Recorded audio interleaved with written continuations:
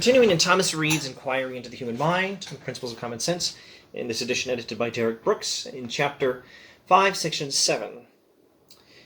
This I would therefore humbly propose as an experimentum crucis, as a very important experiment. I propose this as an experiment, by which the ideal system must stand or fall, and to bring the matter to a short issue. Extension, figure, motion may, any one or all of them, be taken for the subject of this experiment. Either they are ideas of sensation or they are not. He's setting up a logical dilemma.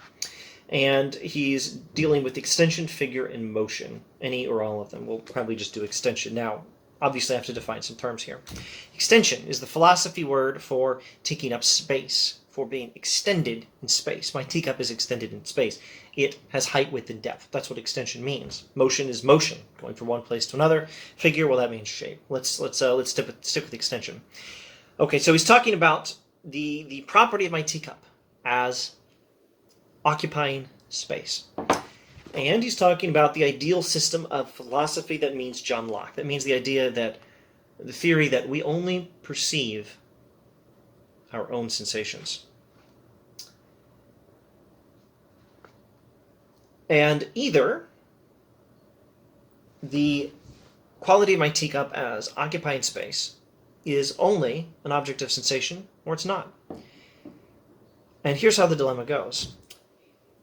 If it is an object of sensation, then Humean skepticism must triumph, Berkeleyan skepticism, and then ultimately Humean skepticism must triumph. And the ideal system of philosophy, Lockean philosophy, would have to lead to skepticism.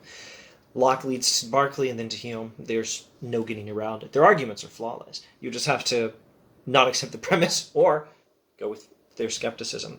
Let me try to clear the if-then. Clarify the if-then. If the taking up of space by my teacup is a thing only existing in my sensation, then it only exists in the mind. And then there's no reason to think there's any teacup outside the mind at all. It's very occupying of space. It's purely mental phenomenon. All reality ends up being mental. There's no matter outside the mind. Skepticism triumphs. But let's look at the other if then. If it's not a thing existing in my mind, if the taking up of space of the teacup is not an idea of sensation, if the taking up of space of the teacup is not the same thing as my sensation of the teacup, then Lockean philosophy is rubbish, and at least Lockean philosophy of perception is rubbish, and we actually do perceive real things outside the mind, perhaps by means of our sensation, definitely by means of our sensation, but the thing itself that we perceive, the thing outside the mind, is not a sensation. We perceive more than our sensations. Either extension, the teacup's property of occupying space, either that's a sensation in the mind or not. If it is, skepticism. If it's not, Lockean philosophy is ridiculous, and we need a better philosophy that recognizes that we perceive more than just our sensations. Okay, so extension, figure, motion may, any one or all of them, be taken for the subject of this experiment. Either they are ideas of sensation or they are not. If any one of them can be shown to be an idea of sensation or to have the least resemblance to any sensation, I lay my hand upon my mouth and give up all pretense to reconcile reason to common sense in this matter, and must suffer the ideal skepticism to triumph. Old King James language there. Suffer means allow. If any one of them can be shown to be an idea of sensation, if, for example, the occupying of space by the teacup can be shown to be an idea of sensation, then, perhaps borrowing some language also from a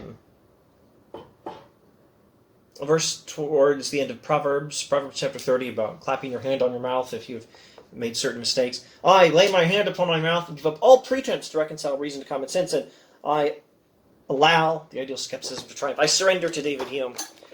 But if, on the other hand, idea of extension, for example, if, on the other hand, they are not ideas of sensation or like to any sensation, then the ideal system is a rope of sand.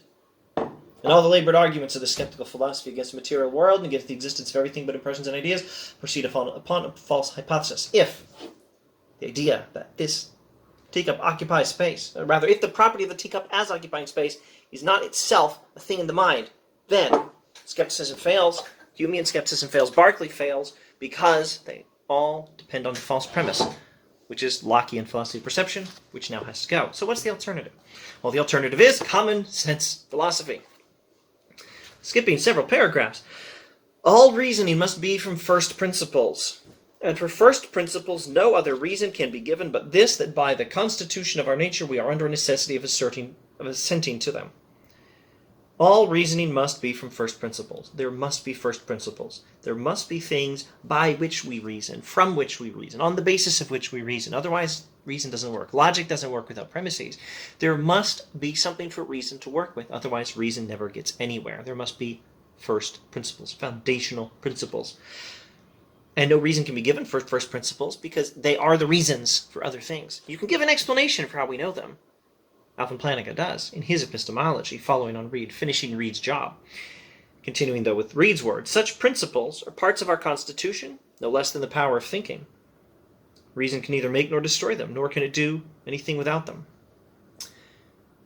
It's built into human nature that we trust these first principles, just as it's built into human nature that we can reason from them.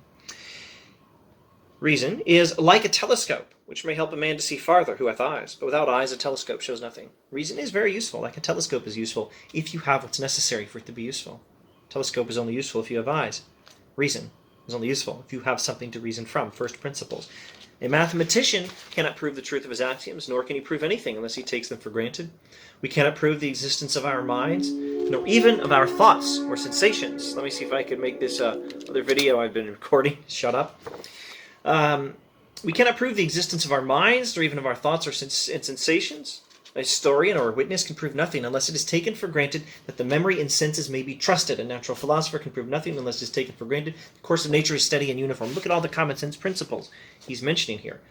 Truths, fundamental principles of mathematics, mathematical axioms. The existence of the mind. That's 2. The existence of our thoughts and sensations. 3. The reliability of memory, the reliability of our 5 senses. That's 5. And the uniformity of nature, the foundation of natural philosophy, which is the old school term for science. So that's 6 common sense principles. And they are first principles. Reason begins with them. You don't establish them with reason. That's not how it works. How or when I got such first principles upon which I build all my reasoning, I know not. For I had them before I can remember, but I'm sure they are parts of my constitution, that I cannot throw them off, and that's fine. That's how first principles work. You don't need to establish them with reason. However, I would again say that Alvin Plantinga's epistemology will finish Reid's job and give an explanation for how we know these first principles, how this constitution of human nature that impels us to believe in these things, how this is itself a source of knowledge. Go find all my Plantinga videos, Alvin Plantinga, if you want more on that topic.